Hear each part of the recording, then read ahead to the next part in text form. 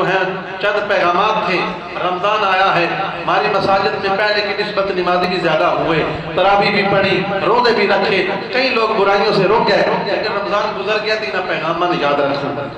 اگر رمضان جو نماز فرض ہے تو نماز جڑی ہے رمضان تو بعد بھی فرض ہے. رمضان جو گناہ کرنے اگر جرم ہے تو روزے تو بعد بھی جرم نو. انہاں دا حساب سان دینا پونا ہے. کہ یاد رکھو روزے تو بعد مسجدہ خالی نہ کیتا کرو, آیا کرو. آخر مرنا ہے, قبر دے اندر جانا ہے, حساب کتاب دینا پونا ہے. کہ رمضان کے بعد مسجدہ ویران نہیں ہونیاں چاہیے.